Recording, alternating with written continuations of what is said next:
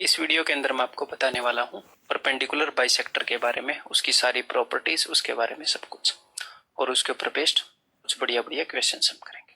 ठीक है। बाकी जितने भी ये हैं, एल्टीट्यूड हो गया, मीडियन हो गया, एंगल बाइसेक्टर हो गया, परपेंडिकुलर बाइसेक्टर हो गया, हिंदी में भी जो भी इनको बोलते हैं मैं आपको बता चुका हूँ। इनके ऊपर मिक्स भी हम क्वेश्चन करेंगे। इनको स्पेशली हर एक तरह की ट्रायंगल के अंदर डालकर भी देखेंगे कि क्या क्या नए नए कंसेप्ट हैं, क्या क्या असर ये डालते हैं। ठीक है, वो टेंशन मत लो, आगे भी काफी कुछ है इसके बारे में। जितना इस चैप्टर, इस वीडियो के बाद जितना स्टार्टिंग से अब तक मैंने करवाया है, इतना ही और इनके बारे में आगे होगा, सब कुछ कवर होगा। तो भैया सबसे पहली बात कि परपेंडिकुलर बाइसेक्टर होता क्या है, मतलब कि इसका क्या गुण है, क्या चीज है, क्या बला है। ये होता है लंब समद्वि भाजक। मतलब क्या, या समद्वि भाजक लंब। ये एक लाइन का होता है, ना कि एक ट्रायंगल का। ठीक है, एक लाइन का होता है, ना कि एक ट्रायंगल का। जैसे एंगल बाइसेक्टर एक ट्रायंगल का नहीं होता, एक त्रिभुज का नहीं होता, एक एंगल का होता है। एंगल बाइसेक्टर बनाने के लिए किसी ट्रायंगल की जरूरत थोड़ी है। ये एंगल बाइसेक्टर है ना, बीडी। ठीक है। हाँ, त्रिभुज में 3 एंगल होते हैं, इसलिए 3 एंगल बाइसेक्टर होते हैं। बस ये सिंपल सा बात है। जैसे एल्टीट्यूड है, एल्टीट्यूड के लिए ट्रायंगल चाहिए, अगर ट्रायंगल की एल्टीट्यूड आपको चाहिए तो ट्रायंगल चाहिए। मीडियन, ट्रायंगल की मीडियन चाहिए तो उसके लिए ट्रायंगल चाहिए। लेकिन एंगल बाइसेक्टर के लिए सिर्फ एंगल चाहिए।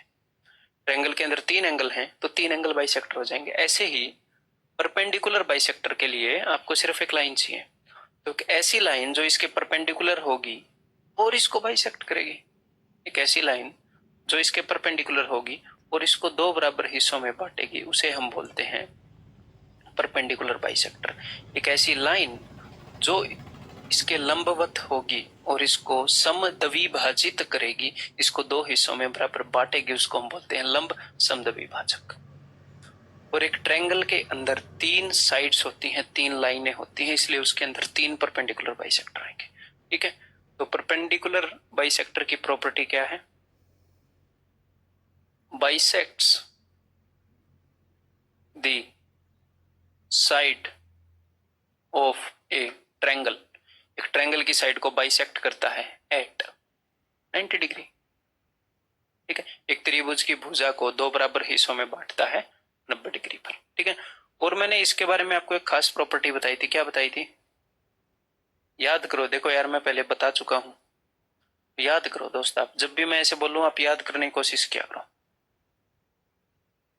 मैंने आपको आरएचएस के अंदर प्रूव करवाया, आरएचएस बोल रहा हूं, मैंने आपको प्रूव करवाई थी कॉन्ग्रुएंसी के अंदर कि परपेंडिकुलर बाइसेक्टर के ऊपर चाहे आप कोई भी पॉइंट ले लो, वो जो पॉइंट है वो लाइन के दोनों सिरों से, दोनों एंड से इक्वल डिस्टेंस पर होता है। ये मैंने आपको प्रूव करवाया था। परपेंडिकुलर बाइसेक्टर के ऊपर कोई भी पॉइंट लाइन के दोनों सिरों से बराबर डिस्टेंस पर होता है। बताओ कैसे? बराबर क्यों होता है पता है? एक तो ये लाइन जो है ये इधर उधर नहीं है, एग्जैक्टली बीच में है। क्यों? क्योंकि बाइसेक्ट करती है। और ये ऐसे तिरछी नहीं है। अगर ये तिरछी होती, ऐसे तिरछी होती तो उसके पास हो जाता पॉइंट, ऐसे तिरछी होती तो इसके पास आ जाता। ये परपेंडिकुलर है, फील तो आप कर पाए, बिल्कुल बीच में है और बिल्कुल सीधी खड़ी है, तो इसके ऊपर हर एक पॉइंट इन दोनों से बराबर डिस्टेंस पर होगा। ये तो हम फील कर पाए। अब हम मैथमेटिकली प्रूव करते हैं। बताओ कैसे? बताओ। मान लो ये ओ है, तो भैया दोनों ट्रायंगल के अंदर, बिकॉज ये परपेंडिकुलर बाइसेक्टर है, तो ये इसको बराबर हिस्सों में बांटेगा साइड को। आप बोलोगे जी हाँ। दोनों ट्रायंगल के अंदर 90 डिग्री का एंगल है। आप बोलोगे जी हाँ है। दोनों ट्रायंगल की ये वाली साइड और ये वाली साइड कोरस्पोंडिंग साइड बराबर है। जी हाँ है। और एक और साइड है जो दोनों में कॉमन है, दोनों में वो यूज हुई है। तो side angle side, side angle side से दोनों ट्रायंगल कॉन्ग्रुएंट, इसका मतलब कोरस्पोंडिंग पार्ट भी इक्वल। तो इसका मतलब ये पॉइंट इक्विडिस्टेंट हो गया लाइन के दोनों एंड से, दोनों छोर से। तो अब जो इसका इंटरसेक्टिंग पॉइंट होगा, प्रतिच्छेदन का केंद्र होगा, ठीक है, उसकी क्या प्रॉपर्टी होगी वो देखते हैं। तो नंबर 1 बात तो ये, अगर मैं इसका परपेंडिकुलर बाइसेक्टर बनाऊंगा, ये जो भुजा है BC, इसका परपेंडिकुलर बाइसेक्टर बनाऊंगा, तो इसको 2 बराबर हिस्सों में बांटेगा। आप बोलोगे जी हाँ। और इसके परपेंडिकुलर होएगा। आप बोलोगे जी हाँ। तो ये जरूरी नहीं है कि पॉइंट ए से पास होगा। अब ये बात कुछ नए नए स्टूडेंट्स को हजम नहीं होती है, जो पहली बार तैयारी कर रहे होते हैं कि सर इससे पास क्यों नहीं होगा। तो मेरे को एक बात बताओ, लाइन BC का परपेंडिकुलर बाइसेक्टर है ये? आप बोलोगे जी हाँ। तो क्या मैं ट्रायंगल ऐसे बना सकता हूं लाइन बीसी के ऊपर? ये भी तो एक ट्रायंगल है, ए बी सी। आप बोलोगे जी हाँ बिल्कुल, ये भी तो एक ट्रायंगल है। ये ए डैश बी सी, ये है पी बी सी। तो देखो परपेंडिकुलर बाइसेक्टर तो एक लाइन का एक ही जगह पर रहेगा बेचारा, ऊपर वाले पॉइंट को तो आप कहीं पर भी मूव कर सकते हो। तो ये उसमें से पास हो सकता है। कौन से केस में पास होगा? जब आइसोस्केलस होगी, जब सिमेट्री होगी, तो ये इसमें से पास हो सकता है। आइसोस्केलस ट्रायंगल होगी तो परपेंडिकुलर बाइसेक्टर ए में से जाएगा चीरता हुआ, लेकिन कोई भी और ट्रायंगल होगी तो उसमें से पास होगा। पास होना जरूरी नहीं है, हो सकता है आइसोस्केलस होगी तो। ठीक है, तो ये बात तो एक तो आप ये समझ लो कि perpendicular bisector need not to pass through the opposite vertex. जो अभिमुख शीर्ष है उसमें से पास होना इसका जरूरी नहीं है। ठीक है, तो मैं 3 परपेंडिकुलर बाइसेक्टर बना देता हूं, क्योंकि हमने एक ऐसी लाइन बनानी है जो इसको 2 बराबर हिस्सों में बांटे, वो भी 90 डिग्री। हमें इसे लेना देना ही नहीं है। इस लाइन को पता ही नहीं सामने कोई वर्टेक्स है, इसका तो एक ही काम है बेचारी का।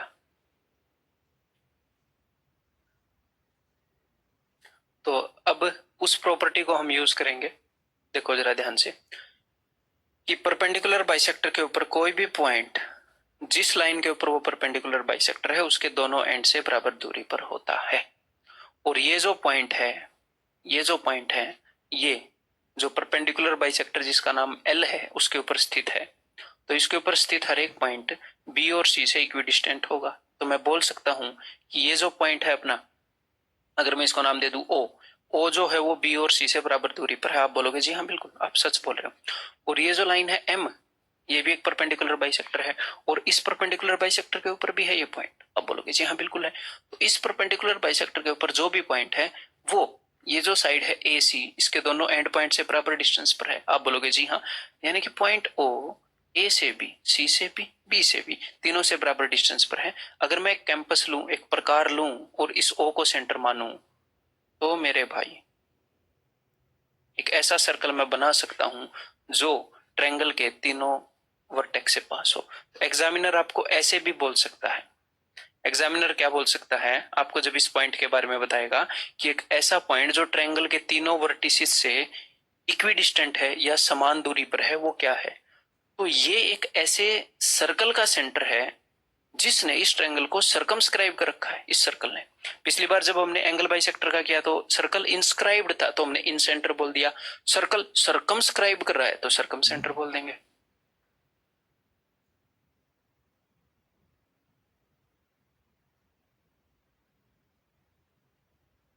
सर्कल जब अंदर था तो हमने अंतः केंद्र बोल दिया था।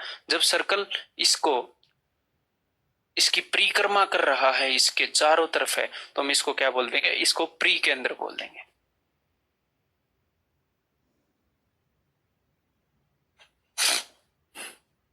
ठीक है, तो हम इसको क्या बोल देंगे? प्री केंद्र। इसकी परिक्रमा कर रहा है कि नहीं? कई स्टूडेंट को ध्यान में आएगा कि सर बहिर्केंद्र, बहिर्केंद्र कुछ और होता है। उस वक्त जो सर्कल है वो बहिर होता है, बहिर बाहर। यहाँ पर सर्कल इसकी परिक्रमा कर रहा है। जब बाहर होता है, जब मैं बताऊंगा कैसे बाहर होता है, तो टेंशन मत लो। जब इसके चारों तरफ परिक्रमा कर रहा हो तो परिकेंद्र बोलेंगे। जब सर्कल अंदर हो तो अंतः त्रिज्या होगी, उस सर्कल की जो त्रिज्या है वो अंतः त्रिज्या होगी। जब सर्कल परिक्रमा कर रहा हो तो प्री त्रिज्या होगी, बाहर वाले सर्कल की रेडियस त्रिज्या प्री त्रिज्या होगी। सरकम सर्कल इसको बोलेंगे क्या? सरकम सर्कल। जो अंदर सर्कल है उसको हम बोलेंगे इन सर्कल। अंदर वाले सर्कल की रेडियस इन रेडियस, बाहर वाले सर्कल की रेडियस सरकम रेडियस। अंदर वाले वृत्त को अंतः वृत्त, बाहर वाले वृत्त को प्रीवृत्त। ऐसे अगर बाहर वृत्त हो तो ठीक है। तो प्री, अंतः, इन और पता नहीं मतलब ठीक है, क्लियर है? ये समझ में आ गया? तो अब एग्जामिनर आपको क्या बोलेगा? कभी कभी एग्जामिनर आपको ये नहीं बताएगा कि ओ जो है ट्रायंगल का सर्कम सेंटर है, वो आपको ये बोलेगा O is a point inside a triangle ABC which is equidistant from all the vertices। तो इसके बारे में क्या बात है कि equidistant from all the vertices, त्रिभुज के सभी शीर्षों से समान दूरी पर यह लोकेटेड होता है। अब next point is angle property. Angle property तो भैया एंगल प्रॉपर्टी क्या है? इसकी एक एंगल प्रॉपर्टी भी है, इसकी कोई रेशियो प्रॉपर्टी नहीं है। वो ये है,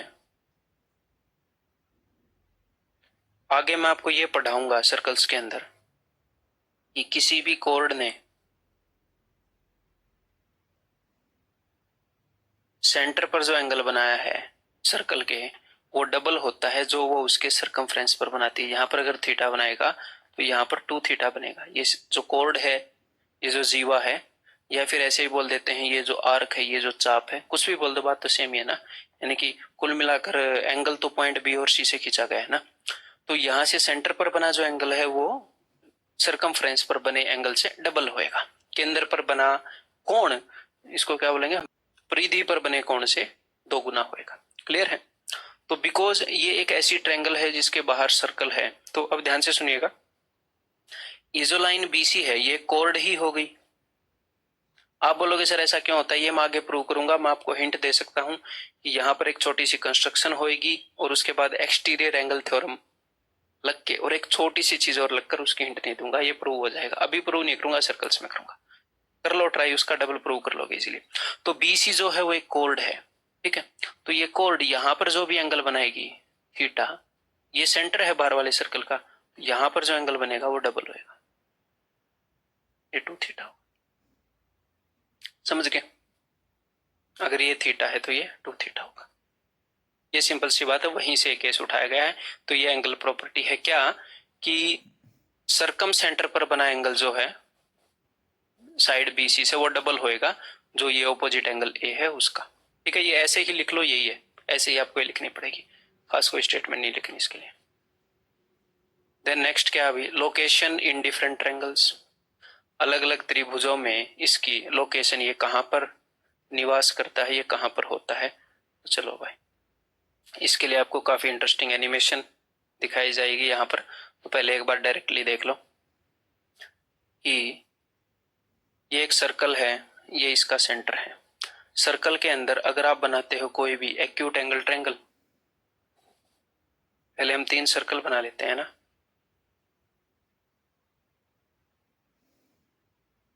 ये फैक्ट्स हैं, मैं डायरेक्टली आपको फैक्ट्स बताऊंगा, बाद में एनिमेशन के थ्रू दिखाऊंगा। सर्कल के अंदर अगर आप कोई भी एक्यूट एंगल ट्रायंगल बनाओगे तो क्या होएगा, जो सर्कल का सेंटर है वो ट्रायंगल के बीच में आएगा।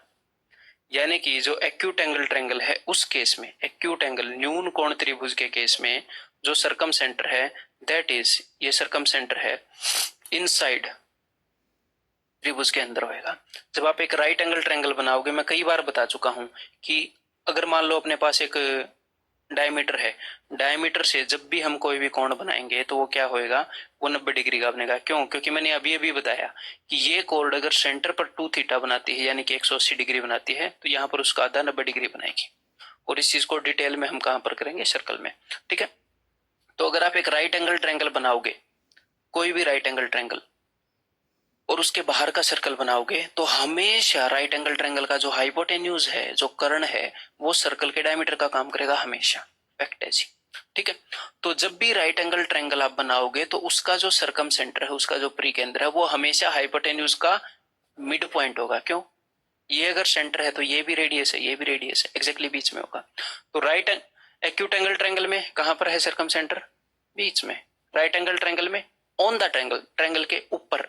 ट्रायंगल के ऊपर कहां पर? एग्जैक्टली कहां पर? हाइपोटेन्यूज के बीच में। हाइपोटेन्यूज का मिड पॉइंट, कर्ण का मध्य बिंदु। अब आप सोच रहे होगे मैंने क्या किया, मैंने इस ट्रायंगल का, मैं इसको राइट एंगल बना रहा था, मैं इसको ऊपर लेता गया, ये डायमीटर पर चला गया। अब अगर आप बना दो एक ऑब्ट्यूस एंगल ट्रायंगल, इसके अंदर बनाने की कोशिश करो ऑब्ट्यूस एंगल ट्रायंगल, ऐसे ही बनेगी, बना ही नहीं सकते और किसी तरीके से। मतलब कि सेंटर को अगर अंदर लेने की कोशिश की, सेंटर को अगर अंदर लेने की कोशिश की तो एक्यूट एंगल ट्रायंगल बन जाएगी। सेंटर को ट्रायंगल की साइड के ऊपर लेने की कोशिश की तो राइट एंगल ट्रायंगल बन जाएगी। और सेंटर को बाहर करने की कोशिश की तो ऑब्ट्यूस अधिक कोण त्रिभुज हो जाएगी। तो अधिक कोण त्रिभुज के अंदर कहां पर होता है? सेंटर बाहर होता है दोस्त। आपको मैंने विजुलाइज करवा दिया है, थोड़ी देर में आपको और अच्छे से करवा दिया जाएगा, टेंशन नहीं लेने की जरूरत है। ठीक है, तो यहां पर राइट एंगल ट्रायंगल के अंदर एक स्पेशल केस होता है, वो मैं आपको बता देता हूं। क्या स्पेशल केस है, आप ध्यान से सुन लो, बहुत ज्यादा जरूरी बात है। क्या जरूरी बात है, देखो अगर मान लो ये ट्रायंगल है ए बी सी, ठीक है, और ये एक राइट एंगल ट्रायंगल है। अगर ये एक राइट एंगल ट्रायंगल है तो ये सर्कल के अंदर जब रखी जाएगी तो इसका हाइपोटेन्यूज इस सर्कल के डायमीटर का काम करेगा है, और ये पॉइंट O है, तो OB और OC रेडियस होंगे। आप बोलोगे जी हाँ बिल्कुल रेडियस होंगे, कोई शक नहीं है। तो अगर मैं O से A को मिलाऊंगा तो ये क्या होएगा, O सेंटर है और A है, सर्कल के ऊपर एक पॉइंट है, हाँ, तो ये भी रेडियस होएगा। तो ये एक स्पेशल सिचुएशन है, इसको भी आप लिख लो, नोट्स के अंदर लिख लो, नोट्स के अंदर लिख लो कि जब भी आपके पास कोई ऐसा केस आ जाए, जब भी कि किसी भी ट्रायंगल के अंदर ये और ये बराबर हो, तो पक्का यहां पर 90 डिग्री का एंगल बनेगा। क्यों? क्योंकि ये चीज यहीं से उठाई गई है, यहीं से उठाई गई है, और इसके ऊपर एग्जामिनर क्वेश्चन दे देता है, ठीक है, इसके ऊपर डायरेक्टली। तो जब भी ऐसा केस हो और वो ये एंगल पूछता है, हम इसको प्रूव भी कर सकते हैं, बट क्यों प्रूव करें, बार बार इसको यूज कर रहे हैं। या फिर एग्जामिनर आपको ये बोल देगा कि यहां पर 90 डिग्री का एंगल है, और मैंने यहां पर क्या कर दिया, मैंने यहां पर मीडियन ड्रॉ कर दी। मीडियन का मतलब क्या है कि सामने वाली साइड को दो बराबर हिस्सों में बांट दिया। तो देख लो, राइट एंगल ट्रायंगल तो हमेशा सर्कल में आएगी, आप बोलोगे जी हाँ सर्कल में आएगी, और ये हाइपोटेन्यूज है, राइट एंगल के सामने वाली साइड हाइपोटेन्यूज है। हाइपोटेन्यूज के एग्जैक्टली बीच में क्या होता है, हाइपोटेन्यूज के एग्जैक्टली बीच में बाहर वाले सर्कल का सेंटर होता है, तो यहां से यहां तक ये भी रेडियस हो जाएगा। एग्जैक्टली सेम केस है, तो इसको वो अलग अलग तरीके से यूज करेगा, डरने वाली बात नहीं है, मैंने आपको बता दिया, आगे हम देख लेंगे, आपको भी दिख जाएगा, ठीक है, सिंपल सी बात है। देन एक ये प्रॉपर्टी है, देखो जरा ध्यान से। तो हमने एक प्रॉपर्टी की थी, क्या प्रॉपर्टी की थी, हमने एक प्रॉपर्टी की थी, अगर ये एल्टीट्यूड है, अगर ये लंब है AD, अगर ये एल्टीट्यूड, एल्टीट्यूड दिख ही रही है, और ये अगर एंगल बाइसेक्टर है,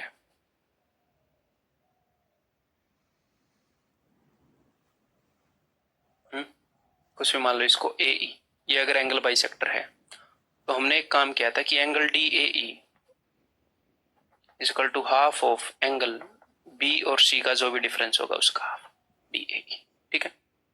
तो यहां पर क्या था, यहां पर ये वाला रूल था एल्टीट्यूड और एंगल बाइसेक्टर के बीच में, एल्टीट्यूड और एंगल बाइसेक्टर के बीच में।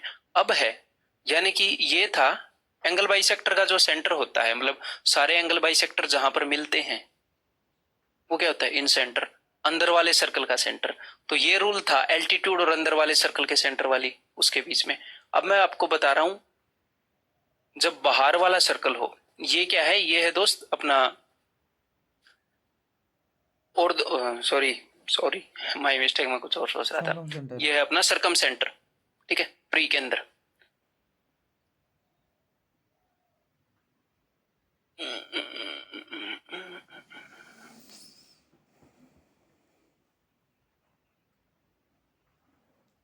आलू जैसा तो नहीं बन गया है, थोड़ा बन गया, बट क्या ही फर्क पड़ता है, ठीक है। तो ये क्या है, ये है अपने बाहर वाले सर्कल का सेंटर, यानी कि प्री के अंदर, यानी कि AO क्या है, बाहर वाले सर्कल के सेंटर से बाहर वाले सर्कल के सरकमफ्रेंस के एक बिंदु तक लेकर गए, तो ये क्या है, ये है सरकम रेडियस, यानी कि परित्रिज्या, परित्रिज्या, ठीक है।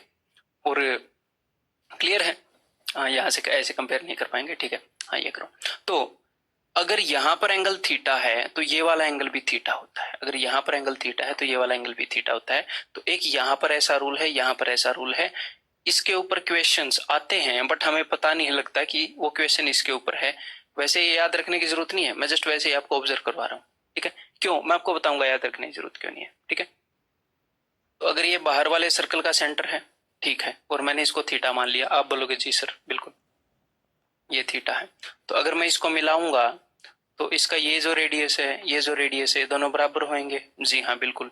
तो अगर ये थीटा है तो ये भी थीटा होएगा, angles opposite to equal sides equal होंगे, आप बोलोगे जी सर बिल्कुल। तो ये वाला एंगल क्या हो जाएगा, ये वाला एंगल हो जाएगा दोस्त 180 माइनस 2 थीटा, है ना, ट्रायंगल के तीनों एंगल्स का सम 180 होता है, आप बोलोगे जी सर बिल्कुल। और सेंटर पर बना एंगल अगर 180 माइनस 2 थीटा है, इस जीवा के द्वारा, तो सरकमफ्रेंस पर बना एंगल क्या हो जाएगा, उसका एग्जैक्टली हाफ हो जाएगा। इसका हाफ करोगे तो 90 माइनस थीटा आ जाएगा। आप बोलोगे जी सर बिल्कुल आ जाएगा 90 माइनस थीटा। अब ट्रायंगल ए बी डी में देखो, अगर ये 90 माइनस थीटा है, ये 90 है, तो ये क्या हो जाएगा, ये थीटा। तो ये अगर थीटा है तो ये भी थीटा। ये मैंने प्रूव कर दिया। ये हम प्रूव करने वाले थे, ठीक है। ये डायरेक्टली आपके एग्जाम के अंदर यूज होएगा, ये आपको रटने की जरूरत है। ये आप नहीं भी रटोगे तो भी काम चल जाएगा। आप बोलोगे सर कैसे काम चल जाएगा, नहीं रटेंगे। अगर इसके ऊपर क्वेश्चन आ गया तो दोस्त अगर इसके ऊपर क्वेश्चन आ गया, अगर एग्जामिनर ने आपको ये बोल दिया कि बेटा ये एंगल 30 डिग्री है, तो आप वैसे ही अप्रोच कर सकते हो। ये स्ट्राइक होना कोई बड़ी बात नहीं है। क्यों? जैसे ही एग्जामिनर बोलेगा कि ये जो है ये बाहर वाले सर्कल का सेंटर है, ये सरकम सेंटर है, तो आप तुरंत जब भी सरकम सेंटर की बात हो तो तुरंत सर्कल बनाया करो। सर्कल की प्रॉपर्टी वहां पर यूज होने के काफी चांसेस होते हैं। अगर ये 30 है तो आप बोलोगे सर ये भी 30 होएगा, ये दोनों रेडियस हैं, तो ये क्या हो जाएगा, ये 120 हो जाएगा। तो आप तुरंत बोलोगे ये 120 है, तो ये क्या हो जाएगा, ये 60 हो जाएगा। 90-60 तो आप बोलोगे 30 है। ठीक है, इसको काफी इजीली प्रोड्यूस किया जा सकता है। इस रिजल्ट को क्वेश्चन के अंदर विद इन सेकेंड ये काम हो सकता है। ठीक है, तो इसको रट भी लो ना भी रट लो, खास फर्क नहीं पड़ेगा। हाँ, मैंने आपके सामने मेंशन कर दिया तो अब आपको याद रहेगा, मुझे पता है। ठीक है, तो हमने किन किन के बीच में एंगल का रिलेशन देख लिया। ये मैंने साथ में क्यों लिखा, ये मैंने साथ में इसलिए लिखा कि हमने एंगल का रिलेशन देख लिया altitude,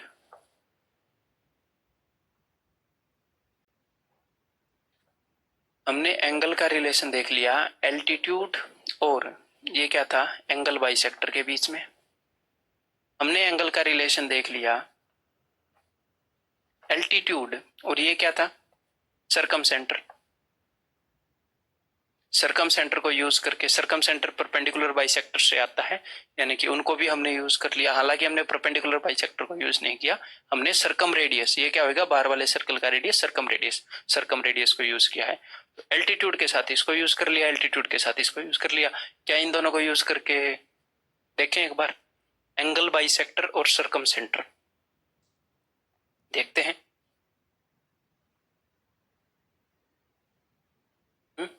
angle between angle bisector and perpendicular bisector. तो परपेंडिकुलर बाइसेक्टर के बीच में तो एंगल नहीं होगा, परपेंडिकुलर बाइसेक्टर को जस्ट हम यूज कर रहे हैं। ठीक है,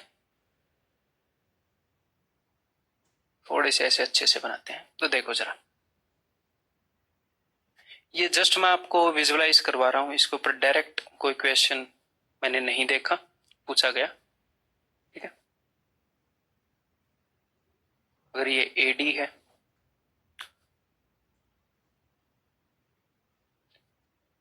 ये एंगल बाइसेक्टर है ई तक, ठीक है, और ये बाहर वाले सर्कल का सेंटर है। और जो एंगल बाइसेक्टर है वो हमेशा हमेशा और हमेशा बीच में ही आएगा। आप बोलोगे सर क्यों आएगा, आपके सामने एनिमेट करके दिखाऊंगा, टेंशन लेने की तो बात ही नहीं है। ठीक है, अब देखो जरा, तो हमने क्या देखा है, हमने ये देखा है कि ये वाला एंगल अगर थीटा है, मैंने अभी अभी आपको बताया है, तो ये वाला एंगल भी थीटा होगा। ये रूल मैं यूज कर चुका हूं। आप बोलोगे जी सर बिल्कुल यूज कर चुके हैं। ये बी है और ये सी है, तो फिर ये भी मैं आपको बता चुका हूं। एल्टीट्यूड और एंगल बाइसेक्टर के बीच में ये वाला एंगल क्या होगा, ये होगा बी माइनस सी बाई 2। आप बोलोगे जी सर बिल्कुल बता चुके हो। अब मेरे को एक बात बताओ, ये जो सांप है एंगल बाइसेक्टर के ऊपर है ना, ये जिगजैग लाइन जो मैंने बनाई है, ये एंगल बाइसेक्टर है। तो एंगल बाइसेक्टर दोनों इस पूरे एंगल को बराबर दो हिस्सों में बांटता है, तो ये हिस्सा और ये हिस्सा दोनों बराबर होने चाहिए। आप बोलोगे जी सर बिल्कुल आप ठीक बोल रहे हो, एंगल बाइसेक्टर है तो यहां पर जितना एंगल है वहां पर उतना ही होना चाहिए। तो अगर ये थीटा है, ये थीटा है, ठीक है, तो ये बी माइनस सी बाई 2 है, तो इसको भी बी माइनस सी बाई 2 होना पड़ेगा, मजबूरी है, बिकॉज दोनों साइड के एंगल बराबर होने चाहिए। इसके इधर वाला सिस्टम भी, इसके उधर वाला सिस्टम भी, ये थीटा हम प्रूव कर चुके हैं, ये बी माइनस सी बाई 2 है, तो ये भी बी माइनस सी बाई 2 होगा, तभी इसके इधर वाली चीज और इसके उधर वाली चीज इक्वल होंगी। तो ये चीज मैंने अभी आपको बता दी। ठीक है, क्लियर है। अब मैं इस चीज को आपको जस्ट एक बार विजुअलाइज करवाना चाहूंगा, इस सारे पैकेट को कंप्लीटली देखो एक बार, तो एक बार ध्यान से देखिए, ये जो आपको आपके सामने दिख रहा है ना, ये एक सर्कल है, इसके अंदर ये एक ट्रायंगल है। इसको मैं थोड़ा सा चेंज कर देता हूँ, और ये मैंने खुद बनाया है, ठीक है। तो जैसे ही मैं इसको चेंज करूंगा, जैसे ही एंगल की वैल्यूज चेंज होंगी वो आपको दिखेंगी। मैं सर्कल को बड़ा छोटा भी कर सकता हूँ, सब कुछ कर सकता हूँ।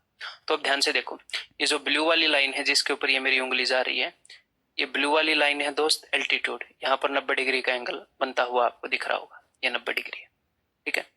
ये काली वाली जो लाइन है ये है एंगल बाइसेक्टर, ठीक है।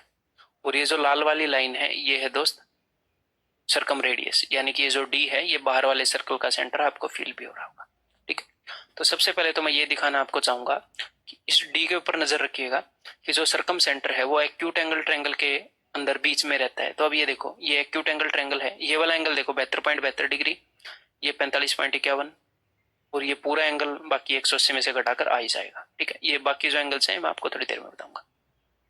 तो एक्यूट एंगल ट्रायंगल के अंदर ये बिल्कुल बीच में है।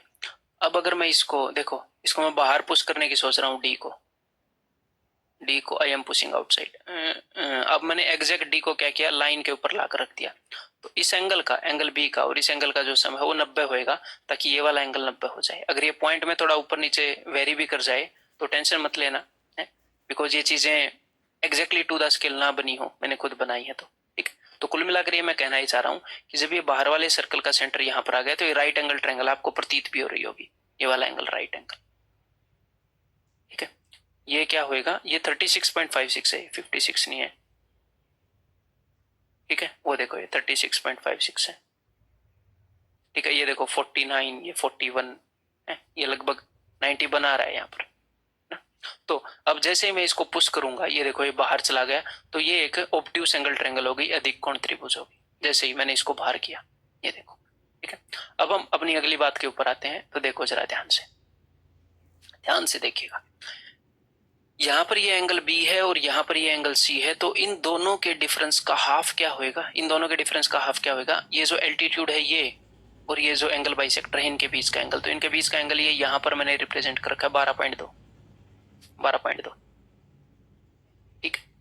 इनके डिफरेंस का एग्जैक्टली हाफ है। जैसे ये मूव करेंगे, जैसे इनकी वैल्यू चेंज होगी उसकी वैल्यू चेंज होगी, आप कैलकुलेट करके देख लो। और मैंने और एक और चीज क्या बताई थी, और मैंने एक और चीज ये बताई थी कि ये जो सर्कम रेडियस है इसका जो एंगल होगा इसके साथ और यहाँ पर जो एंगल होगा वो एक्जैक्टली बराबर होंगे। ये थीटा है तो ये भी थीटा है, तो यहाँ पर 25.23 है, यहाँ पर भी 25.23 है।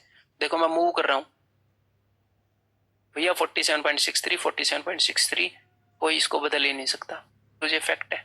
ये देखो ये लाल वाला और ब्लू वाला एंगल हमेशा इक्वल है, और ये जो हरे वाला एंगल है ये रिप्रेजेंट करता है इन दोनों के डिफरेंस के हाफ को। और एक और चीज मैंने आपको बोली थी कि एंगल बाइसेक्टर हमेशा बीच में होगा।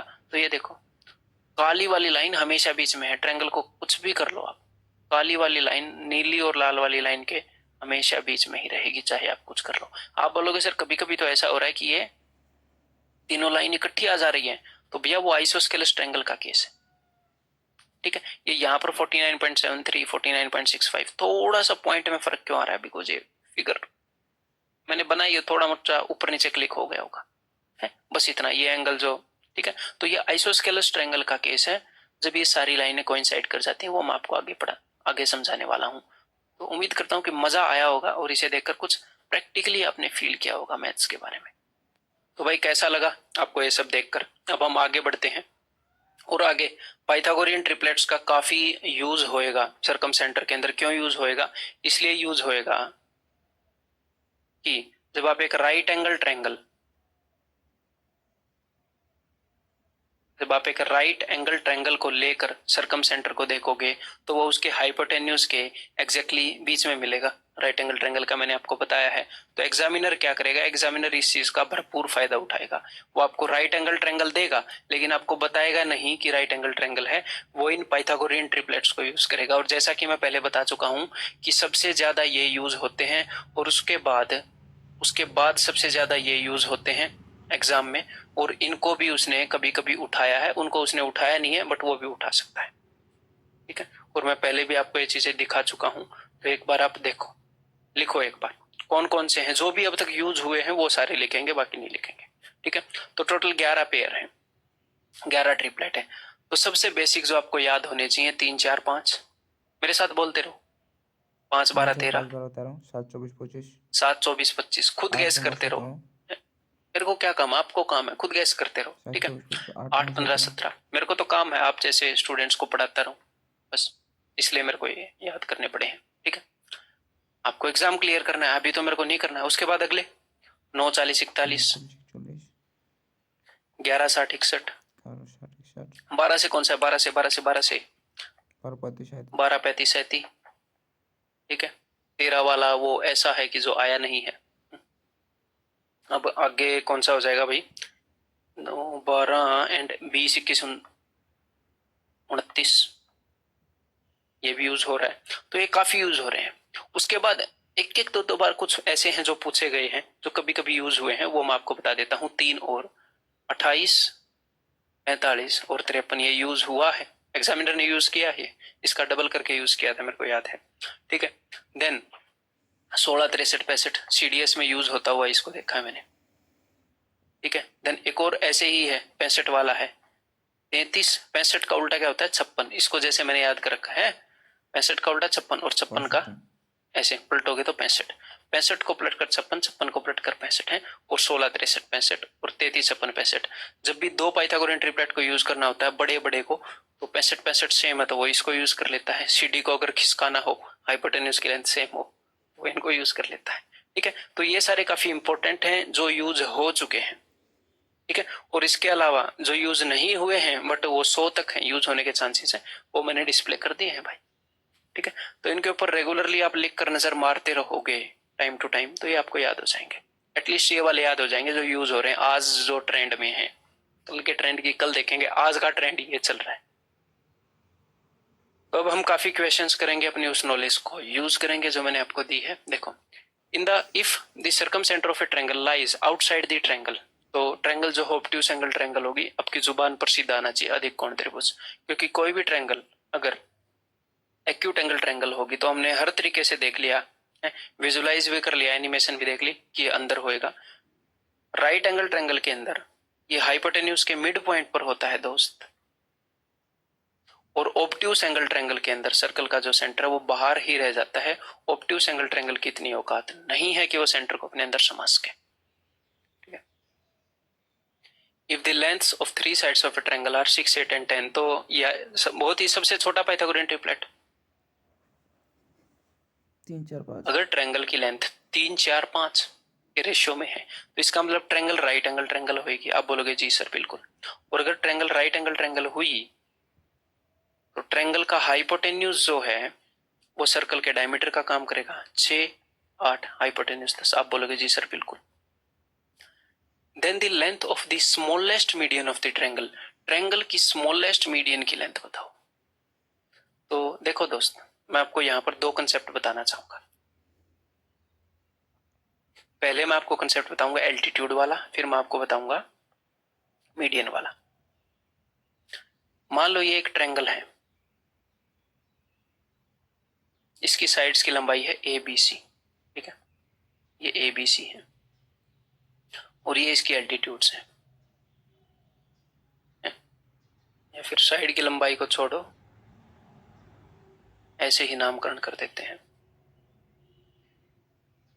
ए D B E C F. तो इस ट्रायंगल का एरिया क्या होगा, इस ट्रायंगल का एरिया होगा half into base into height. तो हाफ इंटू, अगर मैं बीसी को बेस लूं तो हाइट क्या हो जाएगी एडी, और इस ट्रायंगल का एरिया मैं निकाल सकता हूं अगर मैं इसको एज ए बेस यूज करूं तो भी कोई दिक्कत नहीं है। किसी भी ट्रायंगल को बेस यूज करो, किसी भी साइड को, बस उसके कोरस्पॉन्डिंग हाइट ले लेना, BE is equal to half into, अगर मैं इसको एज ए बेस यूज करूं ए बी इंटू इसके ऊपर वाली साइड सी एफ। आप बोलोगे जी सर बिल्कुल। तो यहां पर हाफ तो हर एक केस में है, उसको मैंने हटा दिया। तो किसी भी ट्रायंगल की एक साइड और उसके कोरस्पॉन्डिंग हाइट जो है, अगर उनका आप प्रोडक्ट करोगे तो वो एरिया को रिप्रेजेंट करते हैं। हाफ लगाने पर एग्जैक्टली एरिया आ जाएगा, लेकिन वो रिप्रेजेंट तो कर रहे हैं ना एरिया को, एरिया के डबल को। और एक ट्रायंगल का एरिया हम किसी भी तरीके से निकाल लें, एरिया तो कांस्टेंट रहेगा, सेम रहेगा, चाहे आप तरीके लाख लगा लो 10 लाख लगा लो, उस ट्रायंगल का एरिया तो फिक्स है बेचारी का। तो एक ट्रायंगल की एक साइड और उसके कोरस्पॉन्डिंग एल्टीट्यूड का जो प्रोडक्ट है वो बराबर रहेगा, इस साइड और इस एल्टीट्यूड का प्रोडक्ट बराबर होएगा इस साइड और इस एल्टीट्यूड के बराबर, इस साइड और इस एल्टीट्यूड के बराबर, तीनों का बराबर होएगा। अगर ये बराबर है, मेरी बात को ध्यान से सुनो, यानी कि ये प्रोडक्ट बराबर है। अगर बीसी सबसे बड़ी है, अगर बीसी सबसे बड़ी है, देखो हमने पहुंचना वहीं पर है, मान लो हमने पहुंचना है 80 पर, ठीक है। यहां पर मैंने किया 10 इंटू 8, यहां पर मैंने किया 20 इंटू 4, और यहां पर मैंने कर दिया 40 इंटू 2। तो मैं ये बोल रहा हूं पहुंचना हमने सेम पर है, यहां पर इन सब की वैल्यू सेम है। अगर आप इसको छोटा ले लोगे 10 ले लोगे और इसको 20 ले लोगे, अगर इसको छोटा ले लिया तो ये वाला हिस्सा आपको बड़ा मिल जाएगा क्योंकि पहुंचना 80 पर है। इसको बड़ा लोगे तो यहां पर छोटी चीज मिलेगी, पहुंचना तो 80 पर है। तो अगर साइड बड़ी है तो उसके कोरस्पोंडिंग एल्टीट्यूड छोटी होगी, अगर साइड छोटी है तो उसके कोरस्पोंडिंग एल्टीट्यूड बड़ी होगी। तो सबसे बड़ी एल्टीट्यूड कौन सी होती है? सबसे बड़ी एल्टीट्यूड, सबसे बड़ा लंब होता है जो सबसे छोटी साइड के ऊपर खींचा गया हो। सबसे छोटी एल्टीट्यूड वो जो सबसे बड़ी साइड पर खींची गई हो। बीच वाली एल्टीट्यूड या लंब वो होगा जो बीच वाली लेंथ की साइड पर खींची गई हो। क्लियर है? एग्जैक्टली सेम काम मीडियन के साथ होता है। अब आप बोलोगे सर मीडियन तो एरिया को रिप्रेजेंट नहीं करती है। अपोलोनियस थ्योरम से यूज करोगे, अपोलोनियस थ्योरम को यूज करोगे तो वहां से भी प्रूव करके दिखा सकते हैं, इजीली प्रूव कर सकते हैं, बट वो जरूरी नहीं है, इसलिए मैं नहीं दिखा रहा। ठीक है, क्लियर है? अपोलोनियस थ्योरम का यूज करके हम वो दिखा सकते हैं। तो जो काम एल्टीट्यूड के साथ हुआ एग्जैक्टली वही काम मीडियन के साथ होता है। सबसे बड़ी साइड के ऑपोजिट सबसे छोटी मीडियन, सबसे छोटी साइड के ऑपोजिट सबसे बड़ी मीडियन। समझ गए? मीडियन और एल्टीट्यूड पर यह मामला लागू होएगा। क्या अब आप मेरे को सबसे छोटी मीडियन की लेंथ बता सकते हैं और ये बता सकते हैं कि वो कहां पर होगी? सबसे बड़ी साइड क्या होगी राइट एंगल ट्रायंगल के अंदर? आप बोलोगे सर सबसे बड़ी साइड तो हाइपोटेन्यूज होगी, तो सबसे बड़ी साइड के ऊपर जो मीडियन होगी वो सबसे छोटी होगी। तो सबसे और मीडियन का काम क्या है? मीडियन माध्यिका का काम है सामने वाली साइड के एग्जैक्टली बीच में जाना। तो हाइपोटेन्यूज के एग्जैक्टली बीच में यहाँ पर क्या होएगा? सर्कल का सेंटर। सर्कल का सेंटर हाइपोटेन्यूज के एग्जैक्टली बीच में होता है, मैंने आपको बताया। तो अगर ए से आप यहां पर लाइन ड्रॉ करोगे तो ये मीडियन है, ये मीडियन है। और अगर मैं इस पॉइंट को नाम दे दूं डी, तो डी बी भी रेडियस है, डीसी भी रेडियस है, डी ए भी रेडियस है, हम पहले डिस्कस कर चुके हैं दोस्त। ठीक है, तो अगर ये पूरा 10 है तो ये भी 5 है, ये भी 5 है, ये भी 5 है, तो सबसे छोटे वाले मीडियन की जो लंबाई है दैट इज 5। क्लियर है? अब आप बोलो सर अगर सबसे बड़ी मीडियन की लंबाई पूछे तो सबसे बड़ी मीडियन 6 के ऊपर होएगी? आप बोलोगे जी हाँ 6 के ऊपर तो होएगी, मगर मैं उसकी लंबाई कैसे बताऊंगा? तो आपको एक थ्योरम करवाया है जिसके ऊपर क्वेश्चन हम बाद में करने वाले हैं, अपोलोनियस थ्योरम। तीनों साइड गिवन है और मीडियन की लंबाई पूछी है, इन्हीं चार के बीच में तो रिलेशन होता है, तीन साइड और मीडियन की लंबाई। अपोलोनियस थ्योरम निकाल के दिखाओ, अभी नहीं बताऊंगा, बाद में क्वेश्चन करेंगे, आप अभी करके देख लो बेशक से, सबसे लंबी मीडियन आ जाएगी। ठीक है, क्लियर है? तो इस क्वेश्चन का आंसर क्या होगा? Option C. अब हम आगे बढ़ते हैं, बताओ। The sides of a triangle are 11, 60, 61, CGL 2018 tier 2 का क्वेश्चन इजी है, within 3 seconds answer mark हो जाएगा। लेकिन मैं आपको ये दिखाना चाह रहा था कि एक्चुअल में ये चीजें यूज हो रही हैं। ठीक है, 2018 सीजीएल टीयर 2 के अंदर। ठीक है, किसी भी ट्रायंगल की 3 साइड्स ये हैं तो उसने क्या पूछा है? What is radius of the circle circumscribing 60 का 30.5। डन, खत्म। क्यों? क्योंकि 11, 60, 61 पाइथागोरियन ट्रिपलेट है, और पाइथागोरियन ट्रिपलेट का मतलब होता है कि ट्रायंगल जो है वो राइट एंगल है। अगर राइट एंगल ट्रायंगल हो गई तो दोस्त जो ट्रायंगल का हाइपोटेन्यूज है, जो सबसे बड़ी साइड है, ये ये डायमीटर का काम कर रहा है, किसका? सरकम सर्कल का, प्री के अंदर का। अगर इसके डायमीटर का काम कर रहा है, उसने डायमीटर नहीं, उसने क्या पूछा? बाहर वाले सर्कल का रेडियस। रेडियस डायमीटर का आधा होता है, तो 61 का आधा क्या हो गया? 30.5। अगर उसने मीडियन पूछ लेता, अगर वो सबसे छोटी मीडियन पूछ लेता तो वो भी 61 की आधी होती, ये भी 61 का आधा, ये भी 61 का आधा, ये भी 61 का आधा, तीनों बराबर होते, तो भी 30.5 सीधा मारते। 2-3 सेकंड का क्वेश्चन होना था। यही क्वेश्चन है जो वक्त बचाएंगे दोस्त। 1-2 मिनट वाले क्वेश्चन को करने का वक्त यही क्वेश्चन आपको बताकर देते हैं। जल्दी से बताइए। प्री त्रिज्या 37 का आधा 18.5। क्यों?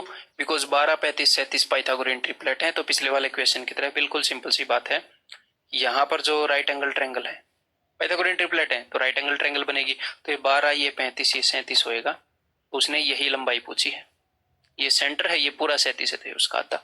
सीजीएल 2018 टीयर 2 का क्वेश्चन, उसी एग्जाम का क्वेश्चन सीजीएल 2018 टीयर 2 के अंदर अलग अलग शिफ्ट्स के अंदर ऐसे ही क्वेश्चन पूछे गए हैं। ठीक है, तो जैसा कि मैंने आपको बताया 28, 45 और 53 पाइथागोरियन ट्रिपलेट है। 28 का डबल, 45 का डबल, 53 का डबल, डबल डबल यूज किया है। इसके परिवर्त की परिधि, तो देखो परिवर्त का रेडियस तो मुझे मिल गया, ये हाइपोटेन्यूज है, हाइपोटेन्यूज का हाफ होता है रेडियस, तो रेडियस इज 53। ठीक है, और परिधि क्या होती है दोस्त, सर्कल का पेरीमीटर क्या होता है 2 πr, तो 2 इंटू पाई इंटू आर, तो 2 into R 2 into 53 106 pi. Answer is वो आ गया, ऑप्शन है। ठीक है, तो ये चीजें यूज कर रहा है आजकल, तो जो भी मैंने आपको बताया है उसको टिप्स पर रखना। तो भाई साफ साफ पता लग रहा है कि 28, 45, 53 का डबल है, यानी कि एक राइट एंगल ट्रायंगल बनेगी। अगर एक राइट एंगल ट्रायंगल बनी तो हाइपोटेन्यूज जो है वो यहां पर आ जाएगा 106, सबसे बड़ी वाली साइड, वो डायमीटर का काम करेगा। और हमें निकालना है 2r इंटू पाई या 2 πr, सर्कल का परिमाप, पेरीमीटर, सरकमफ्रेंस। ठीक है, तो 2r की वैल्यू क्या है 106 पाई, ऑप्शन है। ये क्वेश्चन भी पूछा गया है, देखो इसमें कौन सा ट्रिपलेट यूज हुआ है। ट्रायंगल एबीसी की भुजाएं ये और ये हैं, इसकी त्रिज्या की लंबाई ज्ञात करिए, तो 14.7 का आधा 7.25, ये रहा ऑप्शन है अटैक। क्यों? क्योंकि ये जो भाई साहब हैं ये 20 के आधे हैं, ये जो भाई साहब हैं ये 21 के आधे हैं, और ये जो भाई साहब हैं ये 29 के आधे हैं। सीपीओ में क्वेश्चन पूछा गया 20, 21, 29 का आधा, 20, 21, 29 Pythagorean triplet.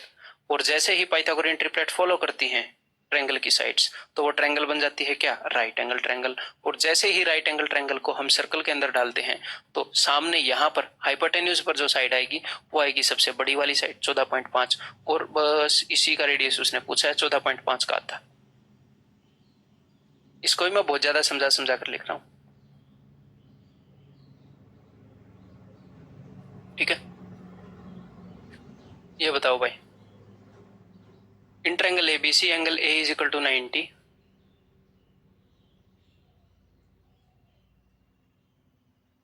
Angle A is equal to 90, M is midpoint of BC, D is a point on BC, बाद में देखेंगे, M मिड पॉइंट है। तो एक बात तो आपको देखते ही पता लग गई होगी कि ये एक राइट एंगल ट्रायंगल है, M मिड पॉइंट है, तो ये तीनों बराबर होंगे, क्योंकि अगर बाहर वाला सर्कल खींचेंगे तो ये तीनों उसके रेडियस का काम करेंगे। तो ये देखते ही पता लग जाना चाहिए आपको, जैसे आप प्रैक्टिस करोगे उसके बाद धीरे धीरे आपको पता होना चाहिए, एग्जाम में देखते ही पता होना चाहिए। AB is equal to 7, AC is equal to 24, और इसने पहले भी कुछ बताया था, D is a point on BC, D BC पर एक पॉइंट है, such that AD is perpendicular to BC, AD is perpendicular to BC। ठीक है, then AD is to AM is equal to what. ठीक है भाई, इजी इक्वेशन। अगर ये 7 है, ये 24 है, तो 7, 24, 25 का पाइथागोरियन ट्रिपलेट यूज हुआ है। तो AD की लंबाई जल्दी से बताओ, इजीली आप बता सकते हो AD की लंबाई। ठीक है, AD इज टू AM हमने निकालना है ना।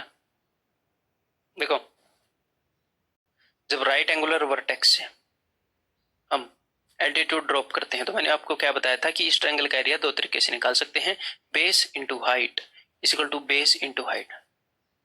ये बताया था, base into height is equal to base into height, इसका और इसका प्रोडक्ट इज इक्वल टू इसका और इसका प्रोडक्ट। यहाँ पर आपको क्या क्या गिवन है, इसका मतलब ये है आपको निकालना है दोस्त AD, यानी कि 25 into AD is equal to 24 into 7, तो 24 into 7 is equal to 25 into AD, तो AD की लंबाई क्या होगी, 25 को नीचे ले आओ, तो ये AD की लंबाई है। अब AM की लंबाई निकालनी है, तो AM की लंबाई तो बहुत ईजी है, मैंने बताया था, this is equal to this is equal to this. अगर ये पूरा 25 है तो ये भी 25/2, ये भी 25/2, ये भी 25/2, तो ये 25/2 होएगा। बटे में 2 को ऊपर ले जाएंगे, नीचे आ जाएगा 625, किसी से भी कट नहीं रहा, सिर्फ एक ही आंसर होगा, ऑप्शन डी। अगर आप इसको मल्टीप्लाई करेंगे तो वही आएगा 336, या फिर यूनिट डिजिट चेक कर लो या फिर मल्टीप्लाई कर लो, 7 दूनी 14, चौके 56, 14 दूनी 28 और 5 33, 336/625। 2019 टीयर 2 का क्वेश्चन है, बताइए in a triangle ABC right angled at B,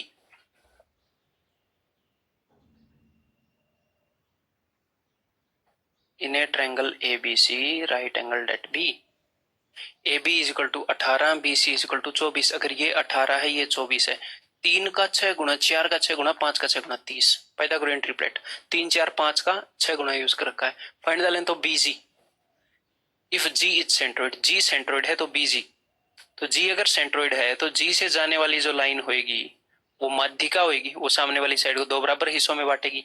तो एक चीज तो मैं आपको बार बार बता चुका हूं, क्या कि राइट एंगल ट्रायंगल हमेशा एक सर्कल के अंदर होती है, सर्कल के अंदर तो सारी ट्रायंगल होती है, यानी कि सेमी सर्कल के अंदर होती है। AC हमेशा डायमीटर होता है, और राइट एंगल ट्रायंगल के अंदर अगर आप मीडियन ड्रॉ करते हो तो ये बाहर वाले सर्कल के सेंटर पर जाता है, और ये सारे रेडियस का काम करते हैं। ये मैं आपको कई बार बता चुका हूं। तो जैसे ही आपको ये पता लगता है कि ये पूरा 30 है, तो आपको ये पता है ये भी 15 है, AD 15 है, DC 15 है, और BD 15 है। ये आपको सीधा सीधा पता होना चाहिए। और ये अगर सेंट्रोइड है G, तो आपको पता होना चाहिए कि सेंट्रोइड जो है वो 2:1 रेशियो में बांटता है चीज को, मीडियन को। तो अगर ये 15 है तो ये वाला हिस्सा 2/3 होएगा भैया, 2:1 रेशियो में बांट रहा है तो 2/3 होएगा ये, तो ये 10 है, ऑप्शन बी। ठीक है, आगे बढ़े, बताओ। In a triangle PQR angle Q is equal to 90, triangle PQR के अंदर एंगल Q 90 है।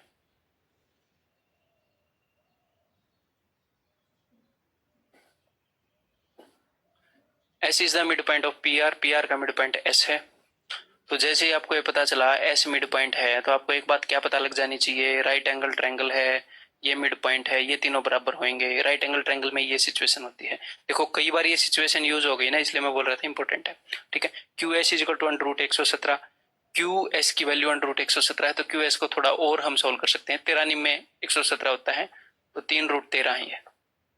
ठीक है, अगर ये 3√13 है तो ये भी 3√13 होएगा, ये भी 3√13 होएगा।